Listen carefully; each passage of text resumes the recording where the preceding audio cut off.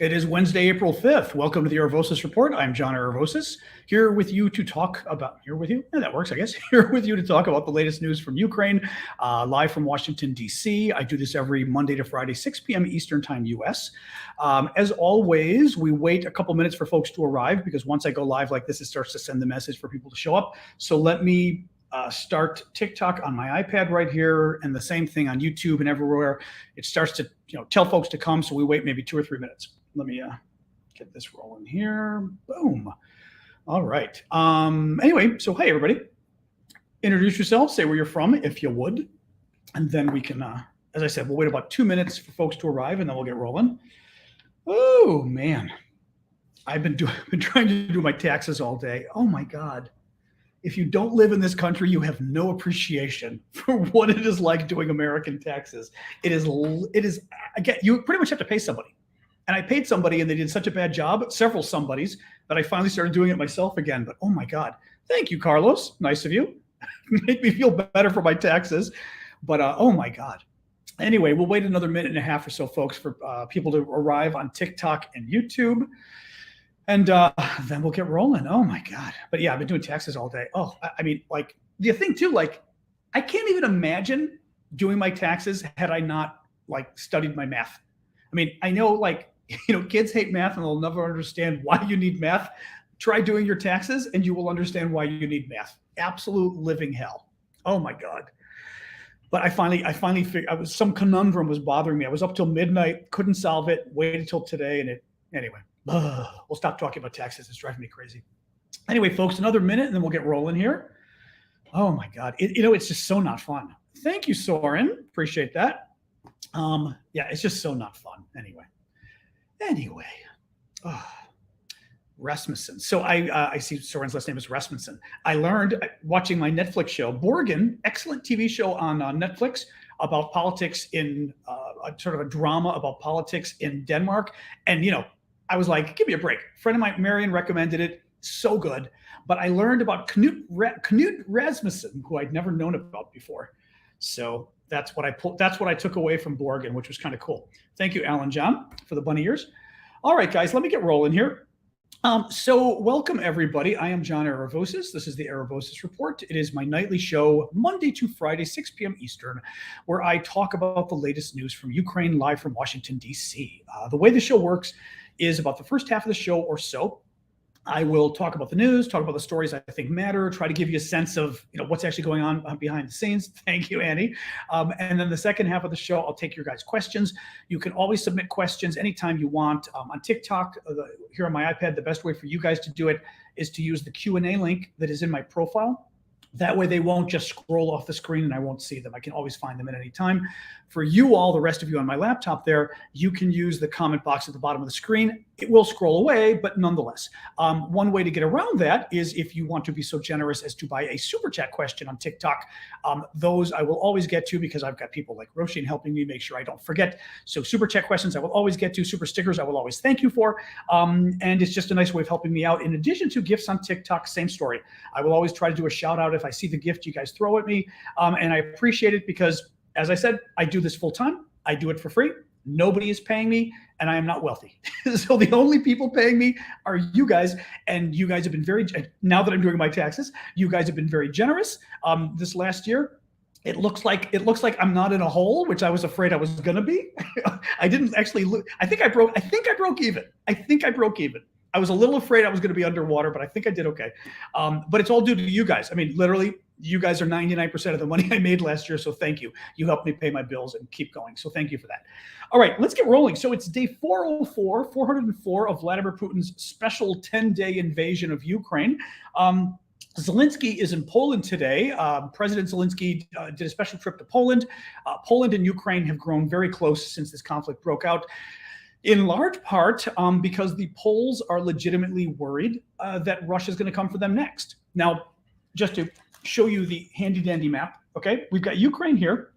You've got Russia up here, but Russia's so huge that it goes down here, it goes way up there, and goes way east as well, okay? Next to Russia here, you've got Belarus right up here, the sort of a stooge state that's pretty much controlled by Putin right now, and a dictator named Lukashenko. And then you got Poland over here. So Poland is quite literally right on the border with Ukraine, right here, right on the border with Belarus, which is Russia's little puppet state. So Poland is really in a key position and in a precarious position. The Poles are understandably worried that if the Russians win against Ukraine, they will be coming next for Poland. So thank you, Anthony, for that. So the Polish President Duda, who, interestingly enough, thank you for the train, Big King Fun, interestingly enough, is somebody who, we were not thrilled with, a lot of us, over the last several years. His commitment to democracy is kind of wishy-washy, but he has been amazing with this war, absolutely amazing with this war, and amazing support for Ukraine. In any case, Zelensky's there.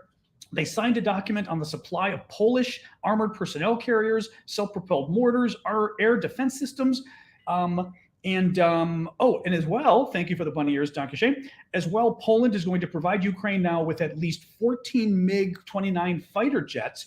How many? I think 4. Let me see here. Yeah, they've already transferred 4. They're preparing to transfer 4 more. And then they're preparing 6 more that can be transferred quite soon, bringing the total number to 14 so far that Poland is going to be sending, which is amazing. Thank you for the ears there. Who is that? L, thank you for that. Let me pull my computer around a little bit here. So that was excellent for them. In terms of the fighting in Ukraine, I've got a lot of news to report today, but not a lot of news specific to anything going on with the battles. Bakhmut is still Bakhmut. Oh, TikTok's 1099. Someday I'll talk to you about TikTok's 1099. TikTok has 3 1099s, and there isn't a 4th one when there needs to be. The largest chunk of change I get from TikTok, which is from your guys' gifts, they don't give me a 1099 for. I had to figure it out on my own.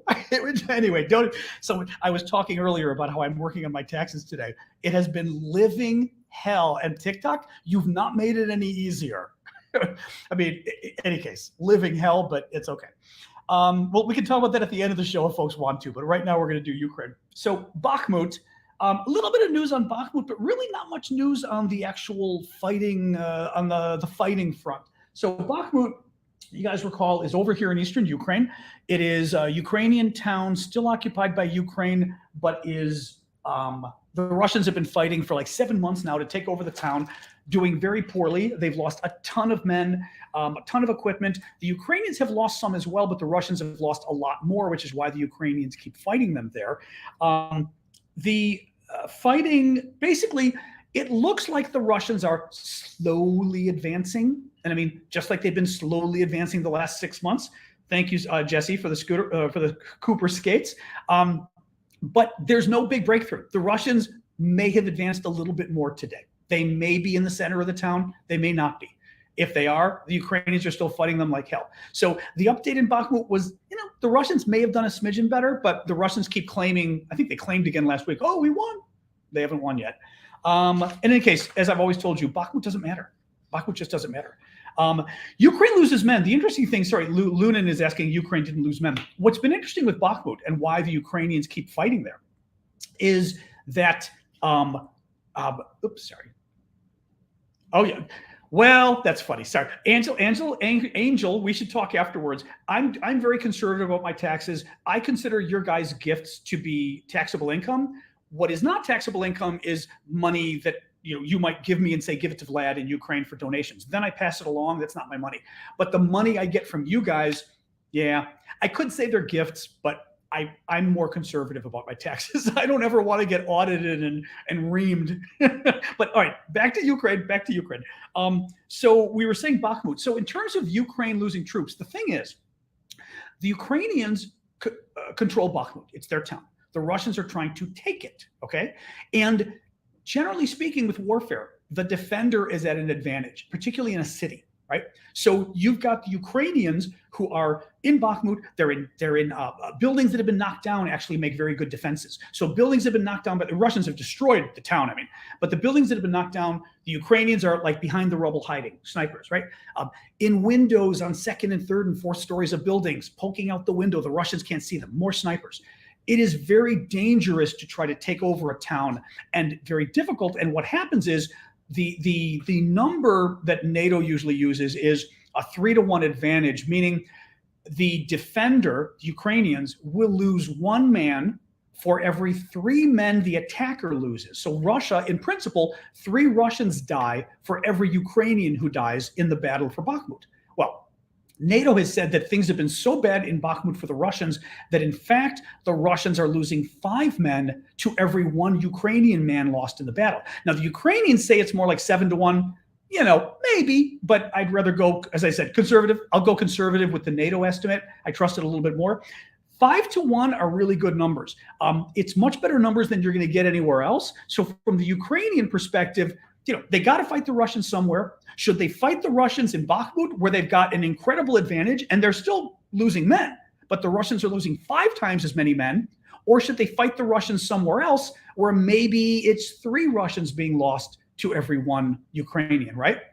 Well, that sort of gives you in a nutshell why the Ukrainians keep fighting for this town, even though, as I've told you, the town of Bakhmut is not strategically important. The Russians are going crazy trying to take it over, and the Ukrainians are basically saying, look, if you want to lose all your men going for this town that doesn't matter, go for it. We're happy to oblige you. So yes, the Ukrainians are still losing troops, but the Ukrainians will lose troops anyway, right? If the Ukrainians give up in Bakhmut and leave, it's not like the war is over. The Russians will go fight in another city. So those same Russian troops are going to be fighting somewhere. The Ukrainians would rather fight them in a town where it's to the Russians' disadvantage. That's what's going on in Bakhmut. In any case, a little more here. Oh, really interesting story from the New York Times today. This is really interesting. So New York Times says that the Chinese ambassador, I think to the European Union, let me see here. China's ambassador, to the European Union was asked about the relationship with Russia, about remember the meeting that Xi, the Chinese leader, had in Russia. Now it was maybe a week or 2 weeks ago. I forget. Time flies so quickly. He was either in Russia last week or the week before. And before that, I think it was 3 weeks ago. Was it 3 weeks ago? I think that they signed an agreement. Russia and China signed an agreement saying that, let me see this real quick. I'll just pull it up. 3 weeks before Russia. Oh, no, I'm sorry. This was it. 3 weeks before Russia invaded Ukraine, so we're talking a year ago, okay, a little more than a year ago, the Russians and the Chinese, Putin was visiting Xi, the Chinese leader, in China, and the thinking was he was trying to get the Chinese on board for the military invasion, right? And they signed a joint declaration declaring no limits to their country's friendship. And everyone's thinking, no limits. Oh my God, does that mean military aid? What does that mean, right? Well, the Chinese ambassador to the European Union does an interview that comes out today. And he says, listen, Mr. Fu said China was not on Russia's side of the war, and that some people, quote, deliberately misinterpret this because there's the so-called no limit friendship or relationship. He adds, no limit is nothing but rhetoric. Now, and then he adds, we will not be giving weapons to Russia, and nor will we ever be giving Russians to Russia in the future. Now, okay, maybe he's trying to paper things over. Maybe they're helping Russia more behind the scenes than we assume they are. It still makes Russia really look bad that China signed a public agreement with Russia a year ago saying there's no limits to their friendship. And now today, the Chinese ambassador to the European Union is saying, yeah, there are limits to our friendship. And what we signed last year, those are just words. They didn't mean anything.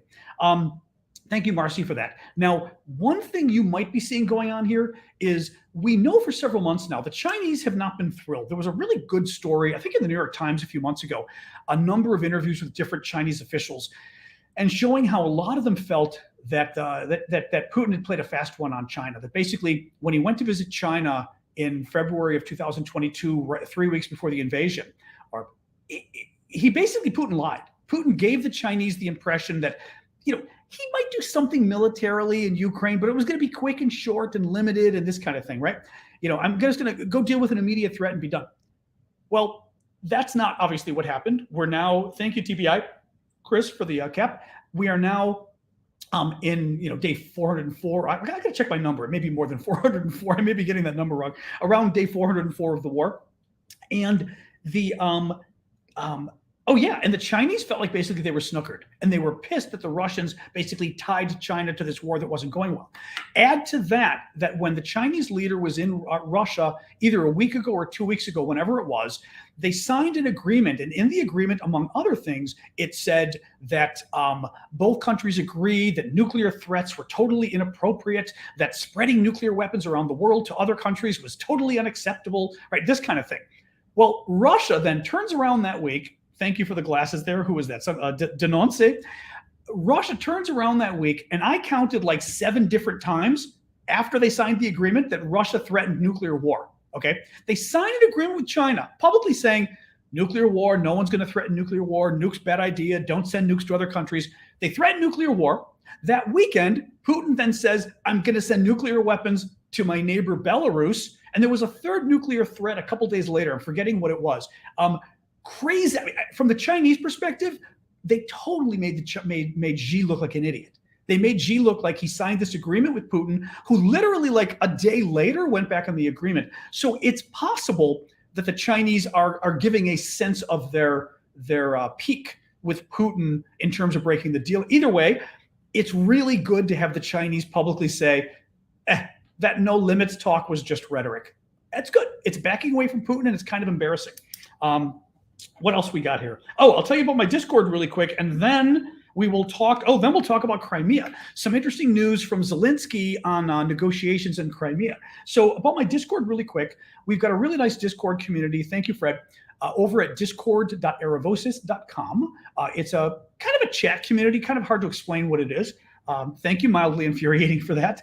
A chat community, you guys can find the link in my bio on TikTok. That Linktree link brings up all my links, Patreon, Discord, etc.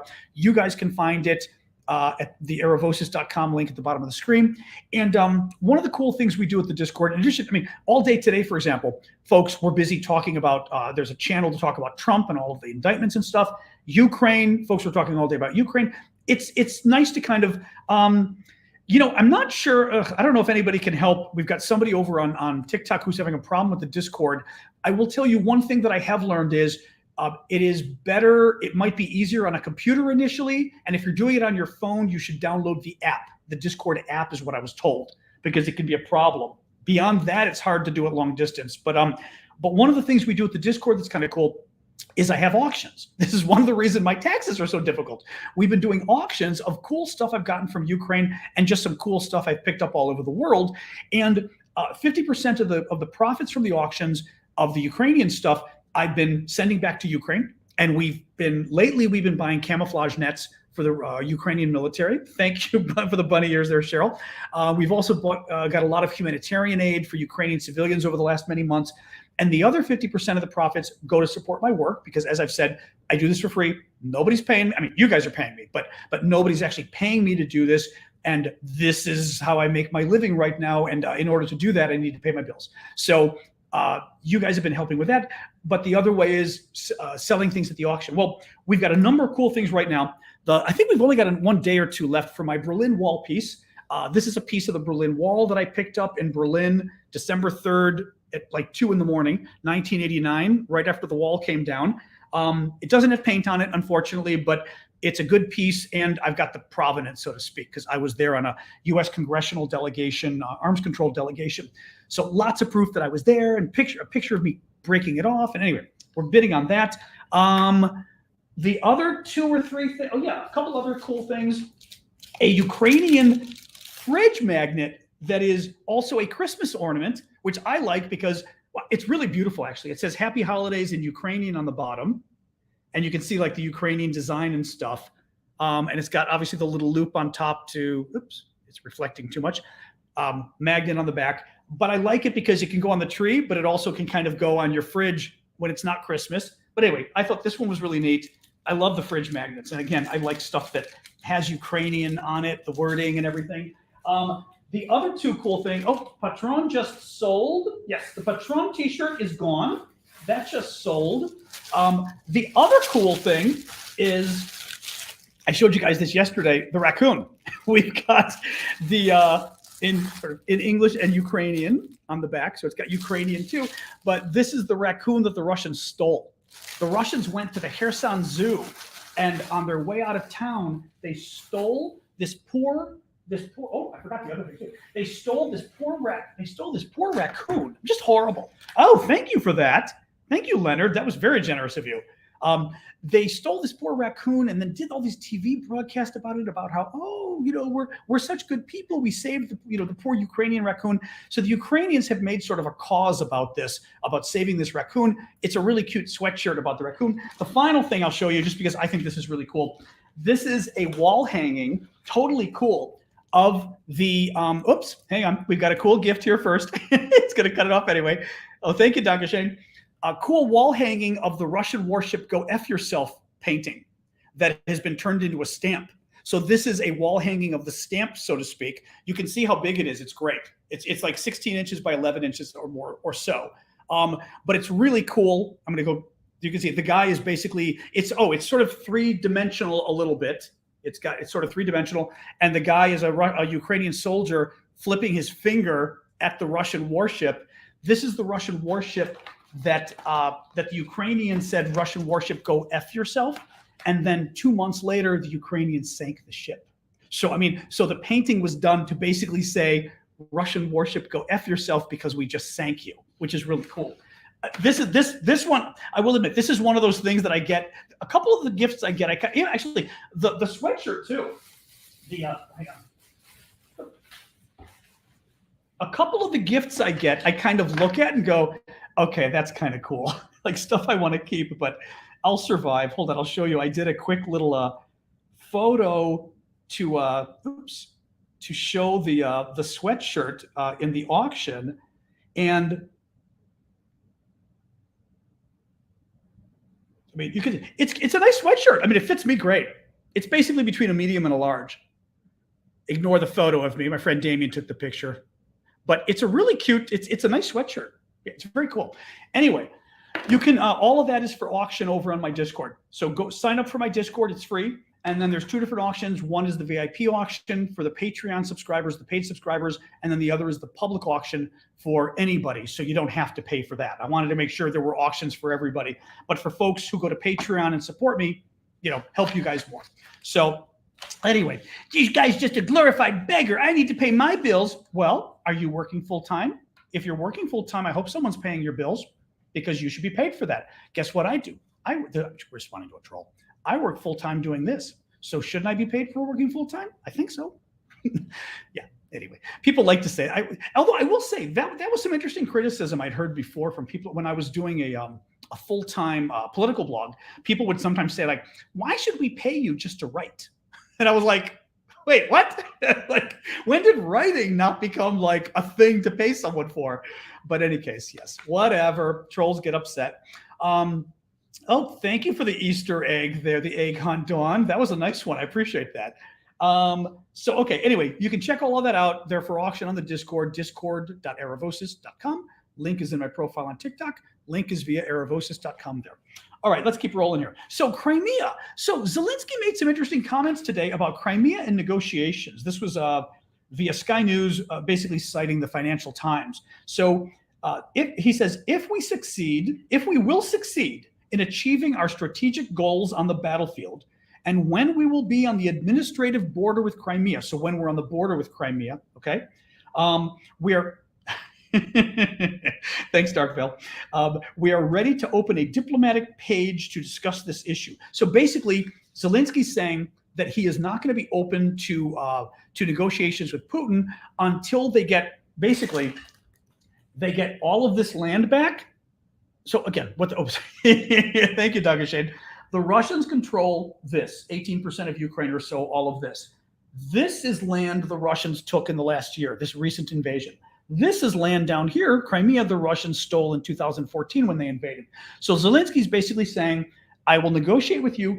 Once we get back all the land you stole last year, then we can, and my troops are on the border of Crimea, then we'll talk about Crimea. Then I will negotiate. Interesting position, actually, because in a way, that's already a concession in a way. Because what Zelensky's saying, thank you for the first bloom there, Kanowski. What Zelensky's saying is that, that what is paramount is getting back the land stolen last year. he's not making Crimea paramount. He's saying Crimea we'll negotiate over, but I want at least the land I got back last year. To me, that's a bit of a concession. It's interesting. Also, though, it's a bit of a trick as well, because what Zelenskyy is saying is that if they get to Crimea's border, then he says, we are happy to negotiate with Russia. If Russia says they don't want to negotiate, then Ukraine will say, oh, well, I guess we have to take Crimea too. Because remember, Biden and some of the others are a little nervous about Ukraine trying to take back Crimea. They're afraid the Russians will get pissed or whatever. And this gives the Ukrainians a justification for invading Crimea if they stop right on the border and say, we are happy to stop if Russia is willing to negotiate. And if Russia says no way, they say, okay, we gave you a chance. Look, NATO, we were going to talk. He won't talk. It makes it easier for Zelenskyy to go after Crimea in view of the concerns that Biden and others have had, which is interesting. So the Russia, oh yeah, so the Russians, you guys know how Russia took over the UN Security Council this month. It's a rotating chair of the Security Council. Russia took over in sort of the worst April Fool's joke ever. They decided to hold a meeting today to correct the record on, their kidnapping of all these Ukrainian kids. Now, you may recall, thank you, Wanda, for the shooting stars. You may recall that the Hague, the International Criminal Court in The Hague, has actually put out an arrest warrant for Vladimir Putin for war crimes, and for this woman who heads up the children's and family organization in Russia, who's been coordinating the kidnapping of Ukrainian children. What they do is they have been going, and they've been affirmatively going through Ukrainian orphanages, the Russian troops, looking for kids. They're not first of all, it wouldn't matter, but they're not finding some kid on the street who's in dire starvation and they help him out, right? They are literally going through orphanages looking for kids. They've been given orders to get Ukrainian kids, kidnap them, and bring them back to Russia and turn them into Russians. Second problem, even if they found a poor, starving Ukrainian kid along the road, you know what you do? You pick up the kid, you give him food, you give him health care, you have him see a doctor, and then you contact the Ukrainians and we say, we've got one of your children, let's exchange. Let's do a prisoner exchange, so to speak. It's not a prisoner, but right, you get the kid back. You don't just take them. They're literally picking up these children like trophies of war. Like you'd pick up a rock on the ground and say, that's a pretty rock, I'll take it home. They're stealing children. Anyway, what the Russians did, of course, they held a meeting at the UN today to explain their position, to explain that they didn't steal these children. Well, they decided to beam in, because she can't show up because I think she'd be arrested, because she's the other war criminal who the arrest warrant is out. This woman, Maria Lvova-Belova, nice name, who's being sought for the war crimes already. They beamed her in to the United Nations to, explain their position of how she's saving these children. Well, the Brits got it. The US joined Britain, but I think Britain may have taken the lead on this. And however it works at the UN, they were able to, thank you, Iggy, for that. They were able to stop the UN from, thank you, Harold, from broadcasting the hearing. So in other words, the woman was giving her testimony. Britain was able to block it from putting the testimony on the UN TV, the United Nations television network, which then broadcasts it around the world. So her testimony could only be seen live in that chamber if you were there. They couldn't even see it around the United Nations, let alone the rest of the world. Russia was very upset about that. But Britain coordinated that, which was very cool. The statement, listen to this, the statement from the British mission to the United Nations today. If Maria Lvova-Belova wants to give an account of her actions, she can do so in The Hague. The Hague is the International Criminal Court where you go for war crimes. I thought that was pretty cool. Thank you. That was the Canalsi for the confetti. And Harold, I did thank you. Oh, Easter eggs from Iggy. Thank you, guys. What else we got here? Oh, this was interesting. There's no real news. There's no update on what's going on with this, but it's very interesting. There's footage today of smoke billowing out of Russia's Ministry of Defense in Moscow. The building is near the Kremlin. The fire reportedly started in a cabinet on the third floor of the 18th century building. Who knows? I mean, basically, we should not assume that everything is arson, right? Having said that, pretty weird that the defense ministry catches on fire. It looks bad. It creates a lot of worry because you better believe the Russian people and certainly the Russian government are now sitting there going, oh my God, did the Ukrainians get in? Did some kind of pro-Ukrainian Russians get in? Mind you, the building's on fire 3 days now, 3 days after a cafe was blown up in St. Petersburg, Russia, and a far-right nationalist at a meeting of far-right Wagner nationalists was blown up and killed. Things like this are very helpful in terms of they put the Russians on edge and they make them worry, even if this time it was an accident. It doesn't look like an accident. It looks like it's yet another, adjusting my light, yet another sort of bad thing going on here. What else we got? Latvia. Oh, small little story, but interesting. The Latvian parliament has officially passed the National Defense Service Law, mandating men between the ages of 18 and 27 serve in the military. That's interesting because Latvia is one of the 3 Baltic countries, Latvia, Lithuania, Estonia. That's actually, I always forget. It's Lithuania, if we're going to do it in order, Lithuania, Latvia, Estonia going north. It borders Belarus, right? The country that's north of Ukraine. Russia's involved there. The Baltic states are now part of NATO. Russia, the Soviet Union, had taken them hostage basically during World War II. And I mean, sort of at that time, thank you, Bonnie, excuse me for the sticker. And they finally were liberated once the Soviet Union fell apart in 1991. They've always been very worried about the Russians possibly invading again, even though they're part of NATO. In any case, interesting that the Latvians have decided to basically require military service again for all men, what did we say, 18 to 27? It shows that they're concerned. I mean, they're taking steps, which is good. And frankly, they should be concerned. I mean, they're part of NATO, which is great. But I think all of Europe and frankly, America is now realizing that we thought the possibility of war with Russia was over when the Soviet Union ended, right? And now all of a sudden it's back. And clearly Putin's trying to reconstitute the Soviet Union, and he certainly has reconstituted the bellicose nature of the Soviet Union and the sort of envious nature where they want to go and basically take over all their neighbors. So anyway, interesting little tidbit of a story there. Czech Republic will provide Ukraine with $30 million worth of military equipment that is currently in storage and not needed. Couple more stories, including a poll in Ukraine. First, let me tell you, I also have a Patreon. Go check out my Patreon. It's patreon.com/Aravosis. You guys can find it on the bottom of the screen. You guys, as always, link in my profile.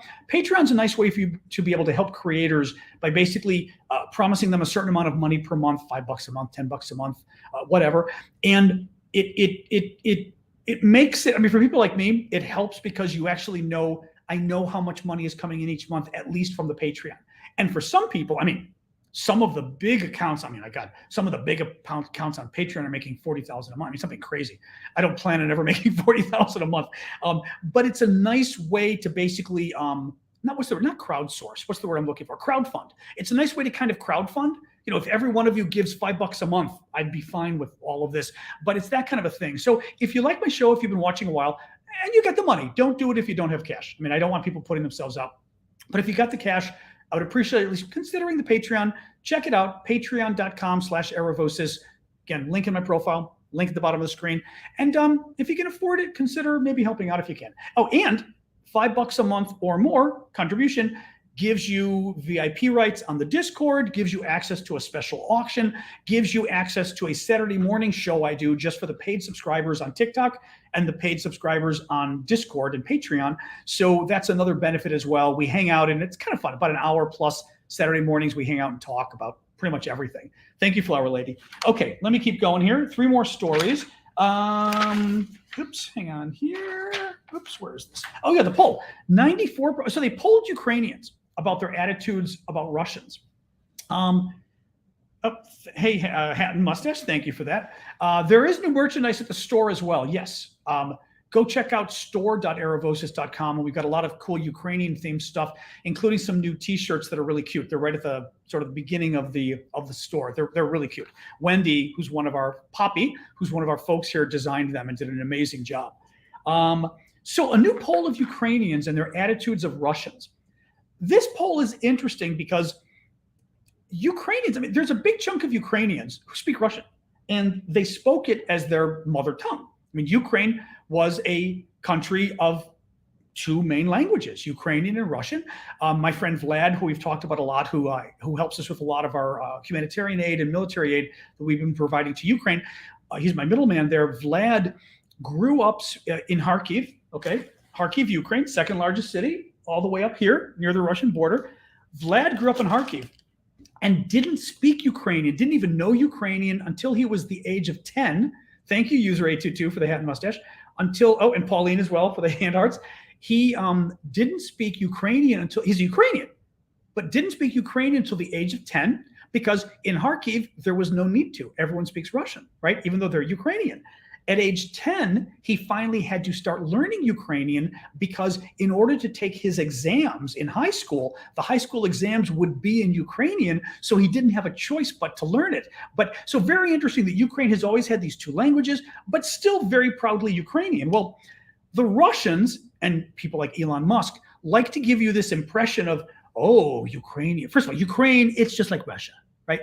Why are we at Putin? Oh, it's Russia. It's not they all want to be part of Russia, right? Elon Musk said, oh, in the East, we ought to have a poll because those people want to be part of Russia anyway. So they did a poll. 94% of Ukrainians overall have a negative view of Russia. The dislike towards Russia was expressed by 97% of residents of central Ukraine. I'm going to go with central Ukraine being more or less this probably. Oops. Thank you for the groundhog there, Kanausi. And now what's interesting, Eastern Ukraine. So Eastern Ukraine gets more interesting because this is the Russian-speaking area, right? And you've got the Russians have been trying to peel off Eastern Ukraine for a while now. Listen to this. 90% of residents of Eastern Ukraine have a negative view of Russia. 90%. Isn't that interesting? Yeah, Dasha, isn't it? I mean, it's interesting that Dasha's saying my family's from Donetsk and we only ever spoke Russian. Vlad was the same way. And I mean, we asked him, but you felt, he goes, yeah, I'm Ukrainian, but I spoke Russian. It's kind of a funny, funny thing. For an American, it's kind of funny. Listen to this. Okay, so 90% of the residents of Eastern Ukraine have a negative view of Russia. These views are also held by 95.5% of respondents who use Ukrainian as a primary language and 88% of those that communicate primarily in Russian. So 88% of those who speak primarily in Russian in Ukraine, 88% have a negative view of Russia.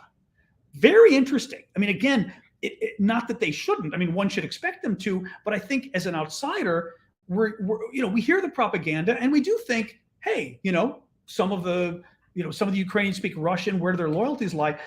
Russia has really shot itself in the foot here. Yeah, that's cute. Martin, that's cute. Martin DeYoung says over on YouTube, John, you're American, but you speak English. Good point. Well, actually, that is a good point, though. But that's an excellent point.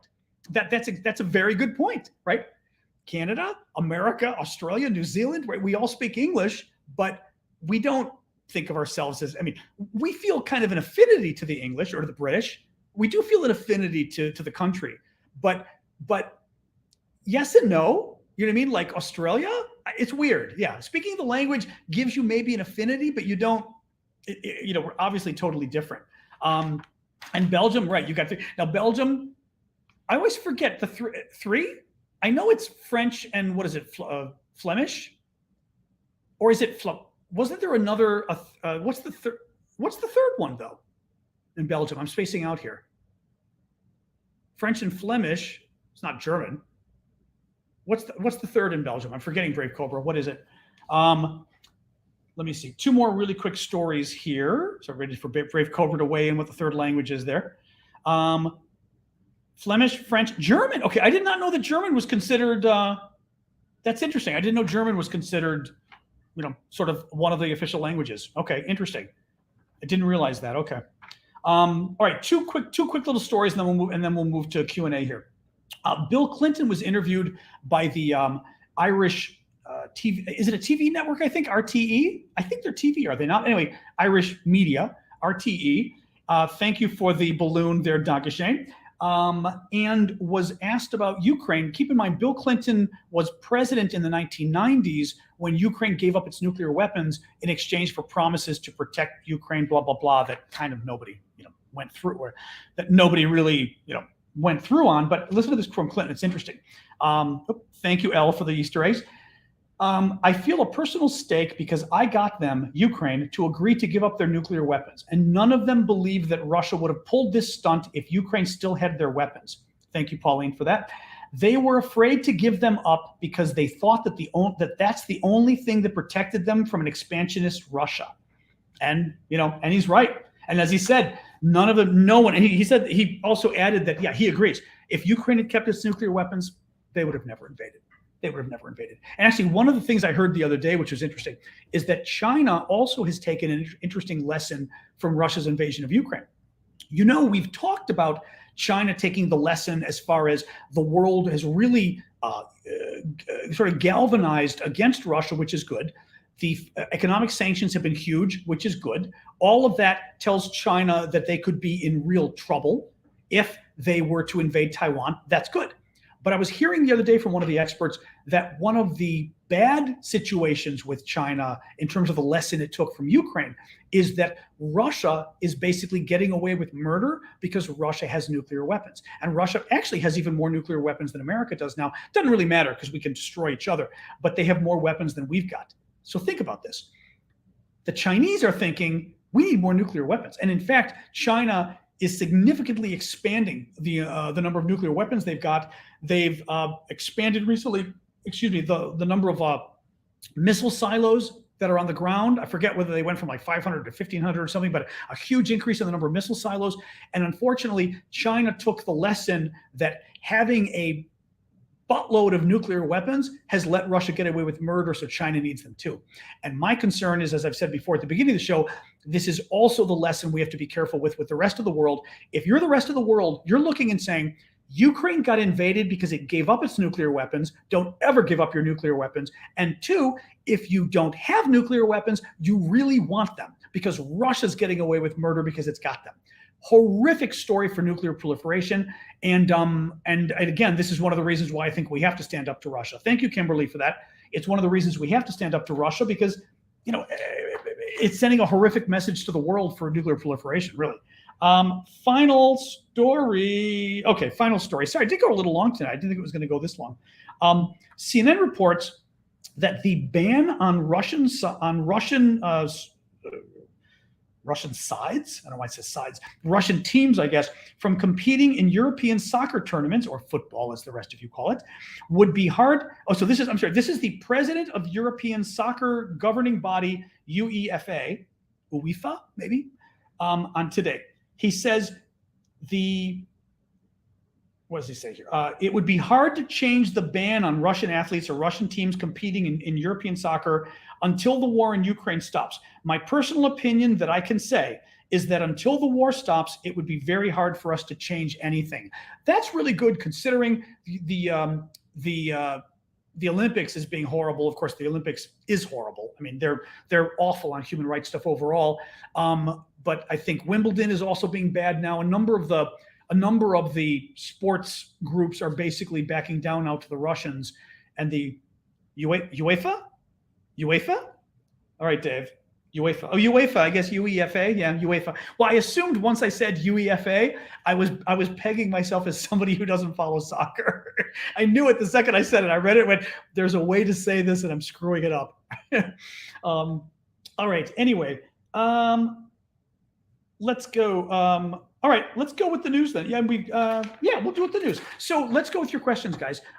Submit your questions on TikTok, like I said, in the link in my profile.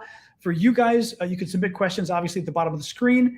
And please keep the super chat questions coming. Please keep the gifts coming on TikTok. And let's roll here. All right, TikTok questions. Let's start with those. Find me on Patreon. It's patreon.com/Aravosis. Thank you for asking, Andy.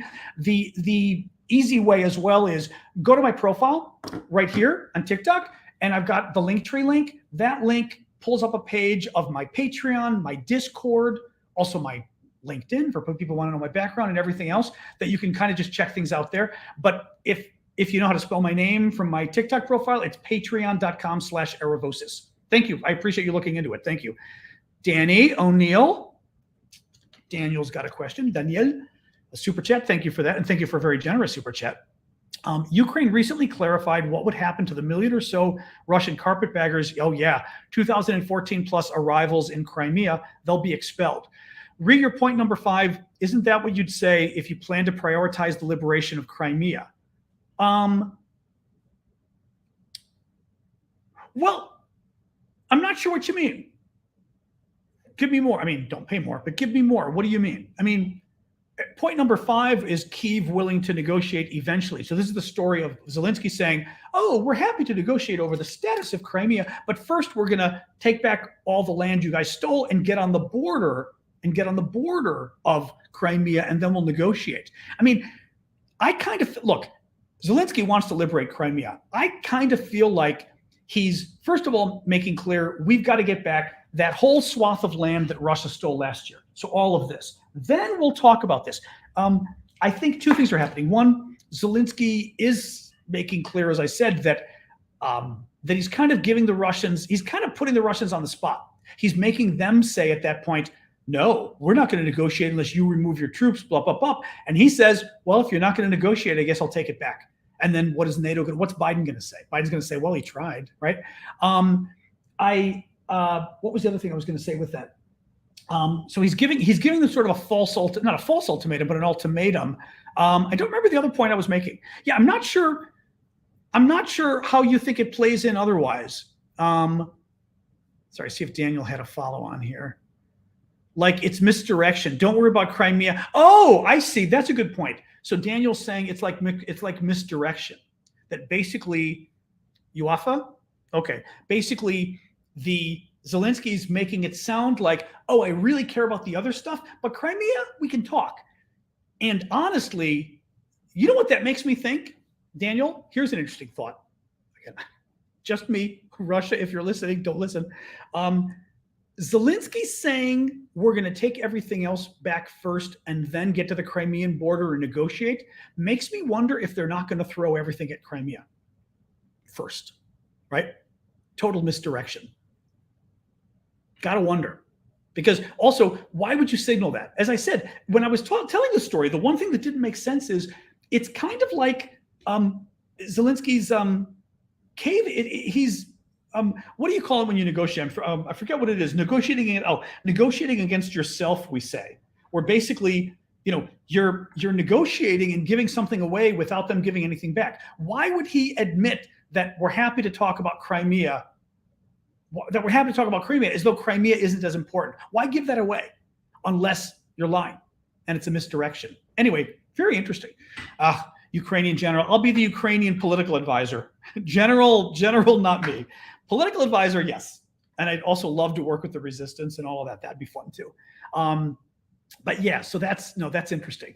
Well, that's the interesting thing. See, but it gets interesting in terms of what you do. Brave Cobra is saying on Twitch, if Crimea has 2 million Russian immigrants and Ukraine captures it, would you kick them out? I mean, the problem is Crimea, as I recall from what I was reading, Crimea had around 2 million people before 2014, 2 million Ukrainians. Russia invades, takes over, declares this is now part of Russia, right? And 1 million Ukrainians leave because, especially people with children, do you really want to be part of like a Russian dictatorship? I mean, literally, it'd be like living here and Russia invades and takes over. But if you have the ability to leave, of course you'd leave and go to the rest of the country. You wouldn't stay in your town, occupy. And mind you, the Russians would literally make your kids go to Russian schools, right? So there's no your kid getting a good education or anything. Your kid would be brought up as a Russian. I'd be like, no freaking way. So you got a kid, you leave town. So 1 million Ukrainians of the 2 million leave. 2 million Russians come over and move in because the Russians, of course, one of the ways you steal land, and I'm a supporter of Israel, but the Israeli settlers I'm not a supporter of. This is what the Israeli settlers do. You just kind of move in and you're basically squatters. You take over the land, right? So the Russians moved in, took over the land, and now you've got 2 million Russians in principle and 1 million Ukrainians. But if Ukraine takes it back, do they kick the Russians out? Well, I mean, I think you do. I'm not sure where the sort of war crime, whatever is on that, but these guys don't live there. This is occupied territory. These people are literally living there illegally, right? Here's the thing. Actually, you know what? Perfect answer. Perfect answer. The Russians are there illegally. They're not just there illegally in a general sense. This is Ukraine. They've not been given visas. Did Zelenskyy give them a visa to move there? They're illegal immigrants. That's the interesting thing. They're illegal immigrants in Crimea. So, or squatters, but I mean, I'd rather put it in, I mean, I'm a lawyer too, put it in legal terms. They crossed the border illegally. The legitimate government of Crimea did not give them permission. They crossed the border illegally. So of course the government can always deport people. It can deport somebody who's been there 40 years illegally if they want to, right? So they absolutely can kick the Russians out because the Russians are illegal immigrants. So you know what? The foundation of the USA. Actually, take the land, invade, and occupy is the foundation of every group of people on the planet, including Native Americans, among others.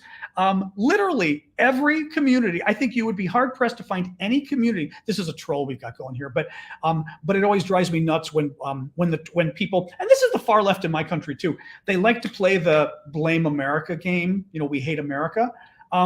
And that's one of them, like America, you've invaded other countries and taken land and you killed the Native Americans. And it's like, yeah, as has every country and every people in the world.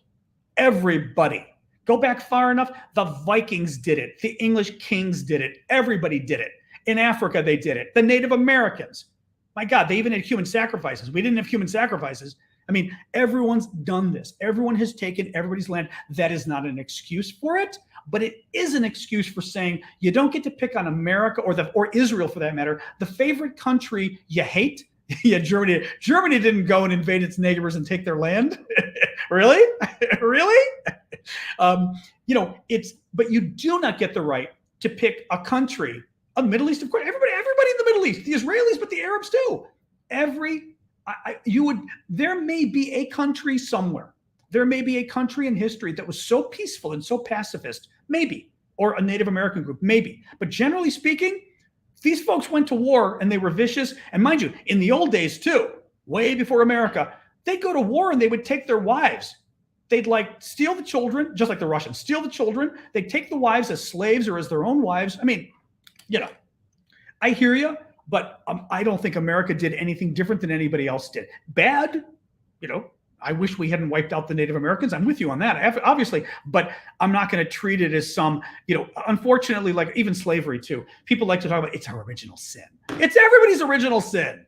Practically, I just get really annoyed with this stuff. And this is where, again, I disagree with some of my friends on the left because I think, you know, there's a faction that pretty much likes to hate our country, really, or hate any of your countries out there. And I don't buy that. I think we've all screwed up. We all screw up. We should make amends.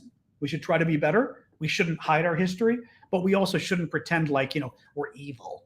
We're not evil. Some of us are evil, but collectively we're not evil. Any case. All right, let me pull up. Andy, you did it. Thank you for that. I see my notice came up on my phone as I was pulling up my TikTok. Andy pledged on Patreon. Thank you, Andy. Now make sure you're able to link it.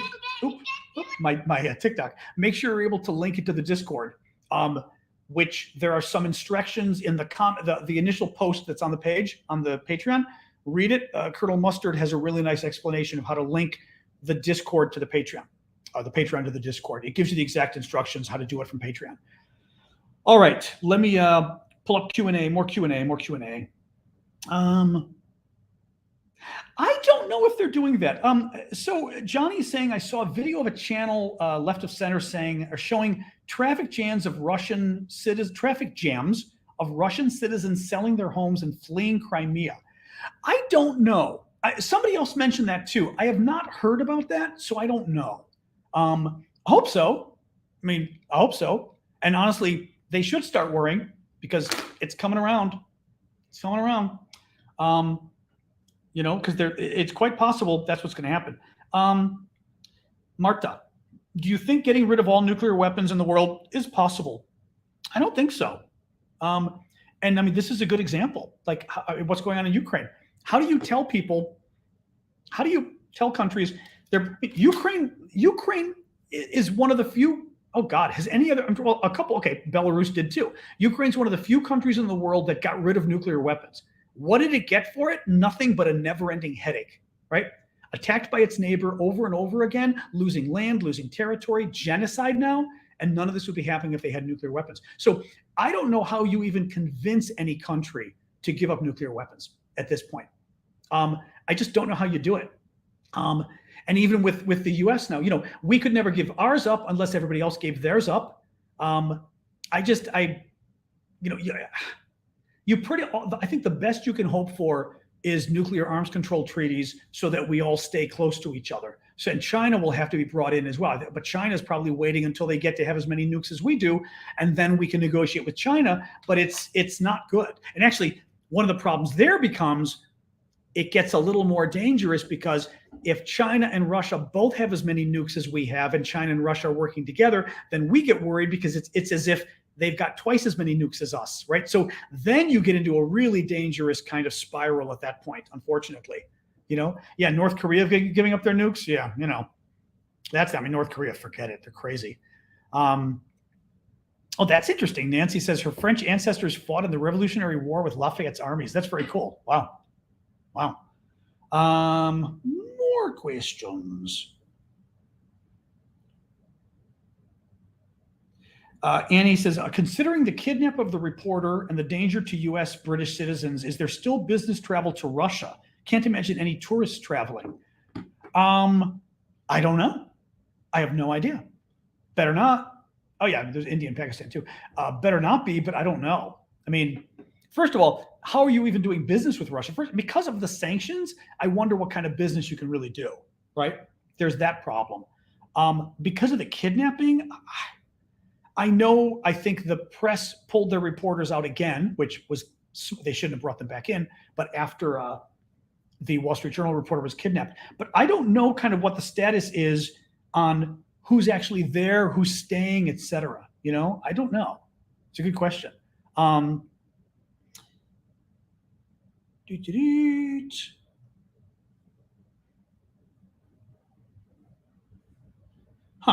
interesting. Maybe. Crikey, it's Mark is saying, just an idea. Do you think if NATO could set up a demilitarized zone with the land Russia has stolen, you think Ukraine would agree and NATO man it? Well, I mean, look, I think that I'd have to think about whether there's a negative here, but basically, you could say all of this land, if it were a demilitarized zone, meaning, well, here's the thing, think about this, meaning Ukraine, A, gets it back, okay? B, they agree not to put troops here and weapons, but C, there are NATO troops here, so that if Russia ever invades again, they're killing NATO troops and they immediately go to war with NATO. I mean, I don't think NATO would want to do it necessarily. As Angel just said, or Angel, whichever, Russia wouldn't like it either, because Russia doesn't want NATO troops on its border. But from a Ukrainian perspective, I think this would be great, because if I were Ukrainian, I'd want NATO troops here. I'd want NATO troops because it's the ultimate way of stopping Russia from invading. And like I said, if Russia invades and kills a single NATO soldier, they're at war with NATO. So I'd like it, but exactly what we've been saying, I think it would be hard to do. UN troops, I don't think UN troops are good enough. I don't think UN troops are good enough, because nobody cares if UN troops, I mean, think about it. If UN peacekeepers die, it's sad. It's the United Nations. They lost some men. Isn't that sad, right? I mean, that would be the perception. British NATO troops get killed by the Russians. Russia literally declared war on NATO. Russia's not declaring, there's no such thing as declaring war on the UN. And if they're British UN peacekeepers, it's sad, right? But I think the reaction from Britain would be, it's sad. Because and it's an outrage to the United Nations, right? Nobody goes to war over. Yeah, no, I've always thought that's a problem. Yeah,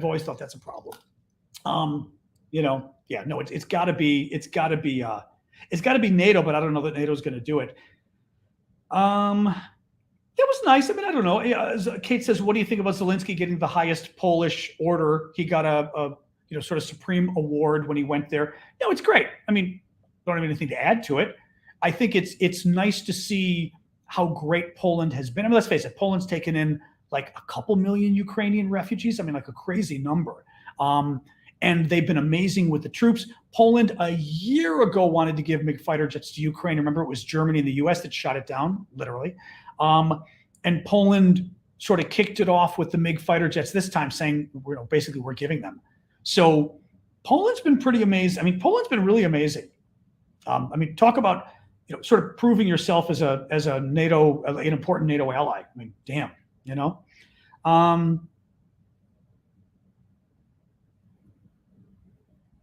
Well,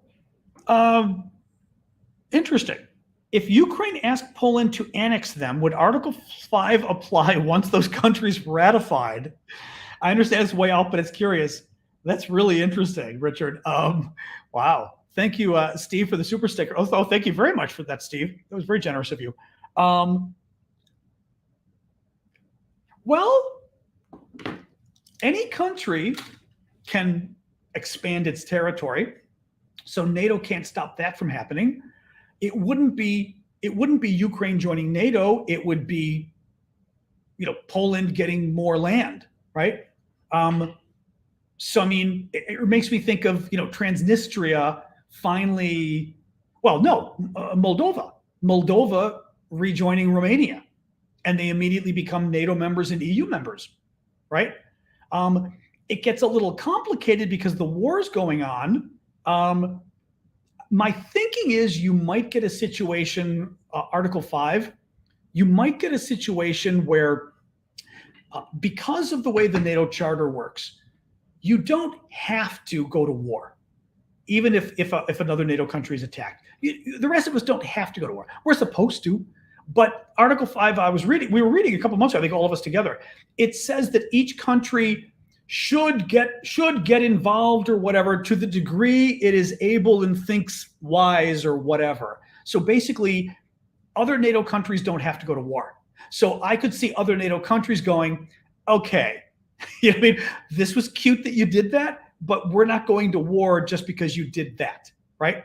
If they move into, in other words, I guess I would look at it as if it's a grandfather clause, we say in the law, right? Like that, even if Ukraine becomes part of Poland, Ukraine is grandfathered into the old agreement where Russia can attack anywhere in Ukraine, even though it's Poland, and we won't go to war. But if they cross into what traditionally was Poland, then NATO goes to war.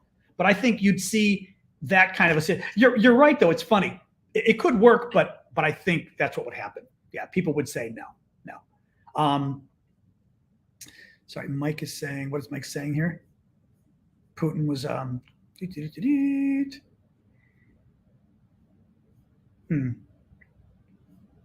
Oops, okay. I may have, Nancy. Did I? 1 second here, Nancy. Let me scroll up and see.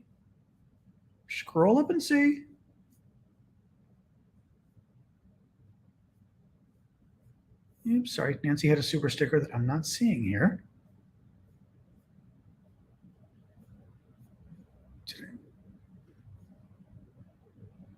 No, I saw you mention your French ancestors. I'm not seeing a super sticker here, Nancy. Where did you do this? Roshan, help me here. Okay, I'm not seeing a super sticker anywhere from Nancy. Steve A, super sticker.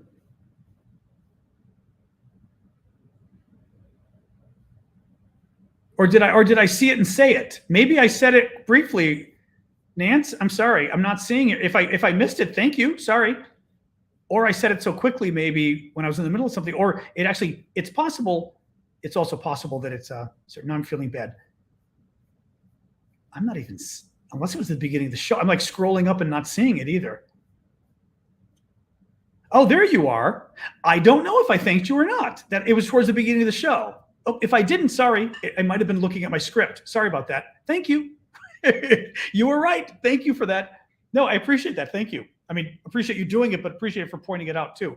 All right. Sorry, what else we got? Let's do any news about Navalny? Nope, nothing. I mean, nothing about him. What else we got here?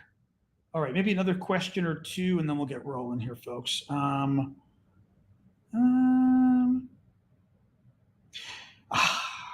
Aproko says, do you think Putin has the ability to call it quits in Ukraine and go home at this point? I worry he's bet too much already. I think so. I think you're right. He goes home now, and I think he loses. Well, here's the thing. I shouldn't say that totally. Russia has gotten a lot out of this war. If there was some way to magically end the war today, which there isn't, Russia's gotten a lot. Think about it. They've got all of this Ukrainian territory right now, right? I mean, that's a lot of land. Russia's right here. It connects Russia by land to Crimea, which is the territory they stole years ago, which they want. So right now, if you could magically snap your fingers, Putin got a lot. The problem is you can't magically snap your fingers. Russia could declare right now, okay, military operation over, we won. And Ukraine goes, that's nice. We're having a counter offensive in 2 weeks. Feel free not to respond because we're going to kill you all and move you out of our lands. So they can't stop the war without Ukraine agreeing to stop the war, right? So,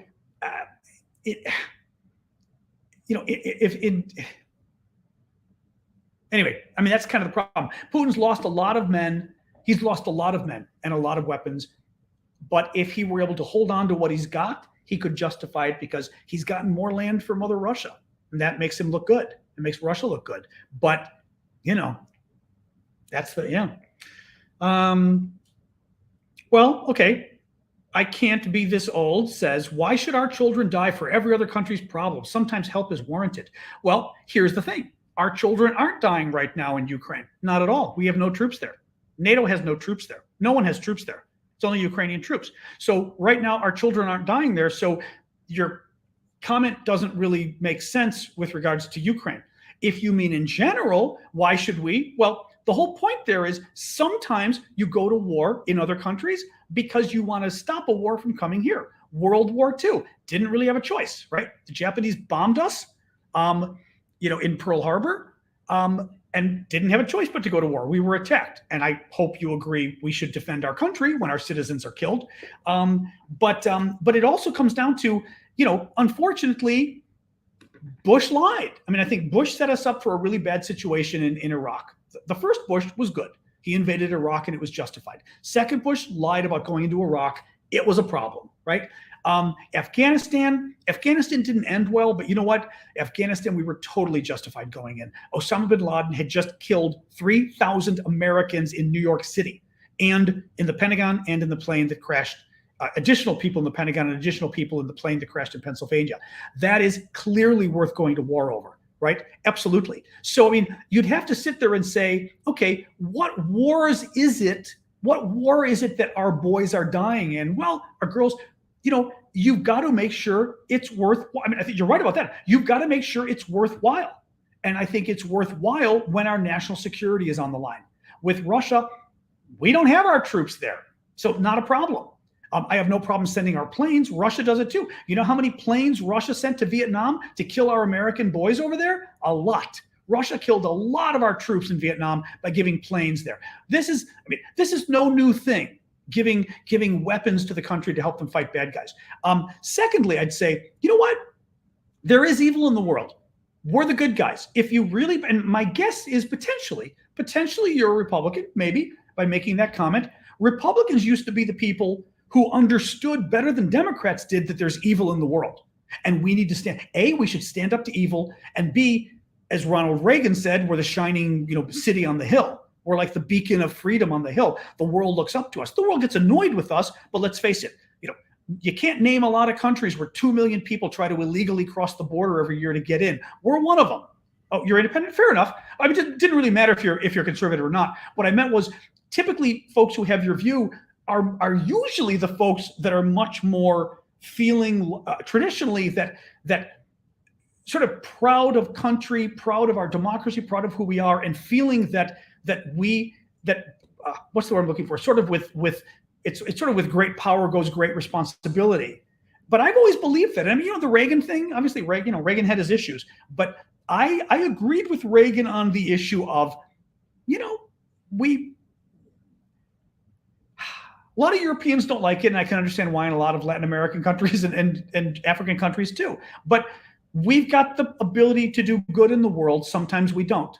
But I think that the ability to do that gives us a responsibility to do it. And I think with Ukraine, we did it, and it's good. And I'm glad we did. I'm glad that Biden, I have a lot of criticisms of how Biden has handled it in terms of the weapons he's given Ukraine, because I think he's too afraid of Putin. But Biden saw it as our responsibility to unify the world. And I think he filled a void that I'm not sure anybody else could have, to try to pull everyone together. So anyway, I mean, it's a longer discussion, but we're not sending our boys. I mean, I think that would be a different discussion. You're right. If we were to say, hey, should we go over there and send 50,000 Americans or 100,000 Americans to die in Ukraine? That's a different discussion. I agree. But fortunately, that's not the discussion we're having. But I do think, unfortunately, it's difficult because a lot of people are playing games right now, unfortunately, with this. Fortunately, it's not. I mean, it's the far left, it's the extreme left, and the MAGA right. And maybe not everybody, but the MAGA right leaders, Trump and the rest of them, terrible on this. The more, I don't know what, the other Republicans, we were saying this the other day, Nikki Haley's great, Mike Pompeo, both of them running for president, are great on this. Several of the Republican committee chairs in the House of Representatives are great. The Intelligence Committee chair, great on Ukraine. Foreign Affairs Committee chair, great. But Trump is awful. Fox News is awful. And they're convincing a lot of people to basically let the world burn. Anyway, whatever. Anyway, no, it's a fair question, though. It's a fair question. Oh, no, Reagan, that's why I said Reagan had his issues. I'm not saying he didn't, but I think Reagan understood America's role in the world, and he knew how to stand up to bad guys. And I think with somebody like Putin, you need a little bit of Maggie Thatcher or Ronald Reagan in terms of the chutzpah involved, or the balls to sort of stand up and go, you know what? No. Sometimes you've got to. Thank you, Benji, for that. All right, let me any war. Yeah, sorry. Keep going is saying, could a NATO country just join the war on its own? Yeah, anybody could if they want to. The only thing is, if they joined the war on their own, it would be. I'm not sure they could invoke Article 5 if, for example, Poland joins the war and the Russians then bomb Warsaw. I don't think they could invoke Article 5. I don't think so. Because you can't sort of invite it. you have to be sort of the defender, so to speak. Whereas if they attack first, then, so I don't know. I mean, now what would be an interesting situation? Here's an interesting situation. Poland decides to put peacekeepers in Ukraine. That gets interesting, right? Poland says, you know what? We are, Russia controls this. Great. We're going to spread Polish troops all through here. We're not going to put it, obviously, here where there's fighting. Everywhere else, we're putting Polish troops. And if you kill any of those troops, you've attacked NATO. Poland could do that. They could do that. I think that would trigger Article 5, potentially. Because Poland sending peacekeepers in parts of Ukraine that are unoccupied, it'd be interesting. It'd be very interesting, Thank you, Fizzle. All right, guys, let me do a quick recap, and then we will call it quits for tonight. And then lots of drinking with the map today, very much so. I have water, but same idea. Thank you. Poland would be advised against it, yes. The only thing is, they could do it if they wanted to. There isn't anything that says they can't because they're a member of NATO. They just would have to be careful because they could be in a situation where the rest of NATO looks and goes, like we talked about with, if Poland were to annex Ukraine by agreement, the rest of NATO looks and goes, okay, that was cute. You put the peacekeepers in there hoping the Russians would attack you and then we'd all have to go to war. The rest of NATO could just go, I don't think so. We're not going to war. And then the rest of NATO would not be thrilled. If things get bad here in America and the 1 or 2% decide to leave the U.S., what is your question though, Jess? Not sure what your question was there though. People could though. I think people would leave Canada. It'd be like Gilead. Canada would be sick of us. All right, let me do a quick recap of the news we covered today, and then I'll call it quits, guys. Zelensky's in Poland today. Thank you for the bunny ears there, Jetta. Zelensky's in Poland today. New military aid was announced from Poland, including Poland is going to be sending 14 total MiG fighter jets to Ukraine, which is wonderful. They've upped the number of planes they're sending. Heavy fighting continues in Bakhmut. The Russians are slowly advancing, but still, they haven't taken the city yet. In an hour-long interview ahead of the European diplomatic mission to Beijing, China's ambassador to the European Union said that critics had misinterpreted his country's relationship with Russia and that the expression that they have a no-limits friendship was just rhetoric. The friendship has limits, which was interesting. The Financial Times reports that Zelenskyy says he's reportedly willing to discuss the future of Crimea with Russia if Ukrainian forces reach the Crimean Peninsula. Russia held a UN Security Council meeting today on the children it has kidnapped, spurring the war crimes, arrest warrants against Putin, etc., trying to explain their side of the kidnappings. Footage on Twitter today showed smoke billowing out of the Russian Ministry of Defense in Moscow. We still don't know what happened there. The Latvian parliament has officially passed the National Defense Service Law, mandating men between the ages of 18 and 27 to serve in the military. The Czech Republic will provide Ukraine with $30 million worth of military equipment. That's nice. 94% of Ukrainians have negative views of Russians, including 90% of residents of Eastern Ukraine, including those who speak Russian, which is interesting. Bill Clinton was interviewed by RTE in Ireland about Ukraine and basically said he feels personally responsible for helping convince Ukraine to give up their weapons because Russia would have never invaded if Ukraine kept their nukes. And finally, CNN says that the ban on Russian either teams or athletes competing in the European soccer tournaments would be hard to change until the war in Ukraine stops, which is good, the European soccer head. So excellent. All right, guys, thank you so much. I'm going to skip Discord tonight. We did a long one last night as well, since it's already 7:20. But I will be back it's Wednesday already. Wow. I'll be back tomorrow, 6 p.m. Eastern time US. I do this every Monday to Friday, 6 p.m. Eastern. So please do check out. Don't sort of forget. I am going to Chicago for Easter. I am to see Mom. So that'll be like in a week and a half. And then I will be at Mom's place for a month with the wonderful not aluminum, the wonderful wood paneling behind me in the living room, with Sasha there and everything. Moving from DC, where it was 86 or 87 degrees today in DC, which is insane. Chicago's colder, unfortunately. But hold on, hey Google, what is 87 degrees Fahrenheit in Celsius? 87 degrees Fahrenheit is equivalent to 30.556 degrees. Yeah, 30.5 degrees Celsius. It was insane today. Absolutely insane. Yeah,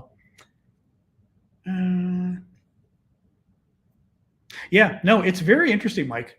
The whole Polish-Ukraine thing. No, Poland, again, Duda and the Polish people, the president and the Polish people have just been unbelievably amazing in terms of the support for Ukraine, support for NATO, all of that. 30 degrees Celsius today. Crazy in DC. Yeah, and tomorrow and the next day too. Like it's not supposed to be that warm. My plants are doing great, but not supposed to be that warm. Thank you, Truthful, for that. All right, guys. I am going to go. Oh, you're gonna keep throwing gifts on Hedge. Thank you for that. I am going to go, and thank you, moderators, and everybody. Thank you for the gifts. I had to start my air conditioning. Yeah, I've got sort of both ready to go on just in case. But I pretty much think the heat may go off soon. But I've got the air conditioning's on now. I mean, I'm in shorts and I still needed it today. All right, guys, let me see you tomorrow. Otherwise, look for me on TikTok. I didn't do any stuff today because I was busy doing my taxes. But tomorrow I'll do more, and we'll see you guys tomorrow. Anyway, all right, have a good night, guys. Call it quits. See you all tomorrow. Thank you again for the gifts, and mods as always for getting the trolls. You get them so I don't have to see them. Yay! All right, bye, guys.